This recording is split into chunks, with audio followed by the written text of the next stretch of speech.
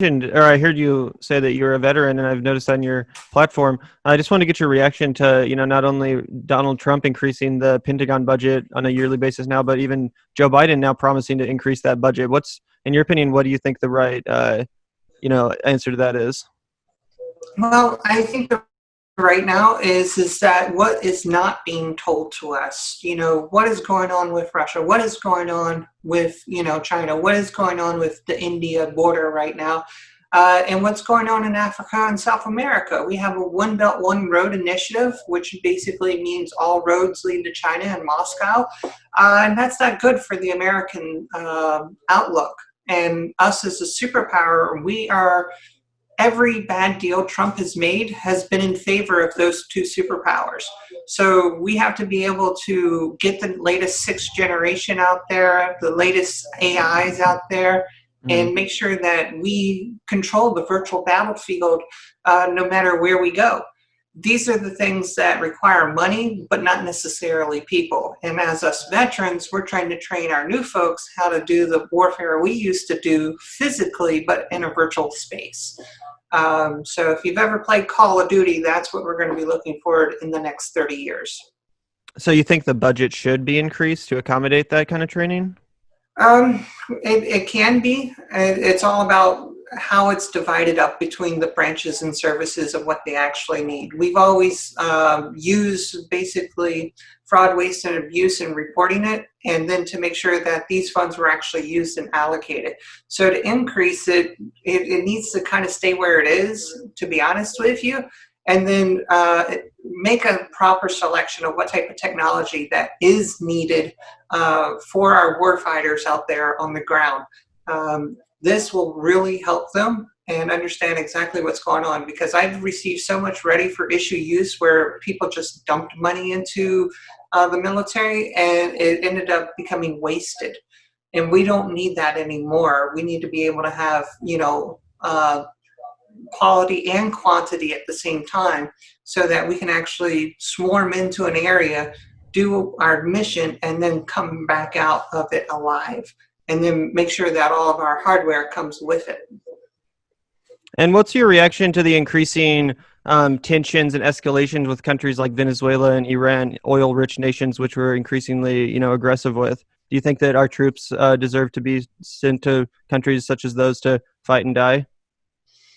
Well, they're going in there for one thing, fossil fuels. It was the same reason we went into Iraq. And we paid dearly for that. So I kind of disagree with that. That's why we're replacing people with hardware. That's where those military increases are coming from, is we're buying more hardware than we are investing in our people. So we need to create an equilibrium in that so that there's more capable technologies going into the type of warfare that we're encountering these days in the future of electronic warfare. Gotcha. And I'm not trying to question you too hard on this or anything, but so if you agree that we went to Iraq for oil, then why do you not think we should defund the imperialist military? Because we still got to protect our country. We have to be able to, have the people like myself and others who are volunteers that want to represent our country, that are proud of our country. Today is a gold star Mother's Day, very much for those who have passed away or given the ultimate sacrifice. We need to understand that they serve their country like anybody else, and they paid with their ultimate life. But now we're trying to change that to where it's technology, to where it's our watches, our phones that are actually doing the warfare, than it is you and I actually in body armor going out there door to door.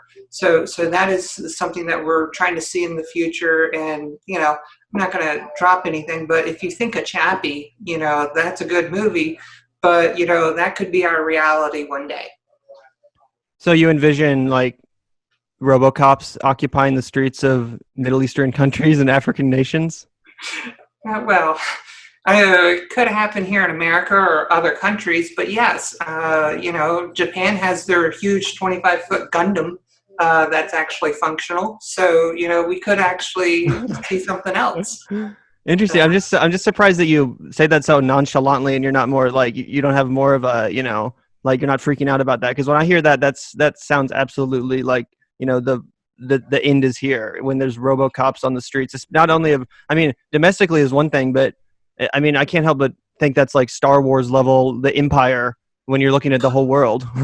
Yeah, it kind of gets that way. Even when you go back to like the whole Terminator thing and the Yeah, Judgment Day type stuff, like this isn't really going to happen. We have controls and measures in place to actually prevent this, and you don't need a pot smoking Elon Musk or Jeff Bezos to, understand that there's a simple way to do this. It's called off.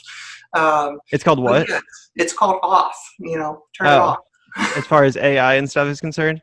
Yes, Oh, I yes, wasn't. I wasn't even really talking about the AI taking over. I just meant like yeah. from a taxpayer standpoint, from a corruption standpoint. That sounds like an incredible, massive waste of money and resources when we have people that don't have health care in our country, or people that are in this pandemic stricken in their and bread lines essentially. Like I just can't grapple with that use of funds when we're experiencing so much human suffering on And our we own. have to be able to change that. That's going to be the hardest thing to get pushed through. They just signed a CR to get us through December 11th, and I guarantee you, the Republicans snuck in 35 billion for jets, Hmm. a couple million for tanks or something, stuff that's really not needed. That money could have went to our state. Yeah. It could have went to other communities. It could have went to SNAP or WIC.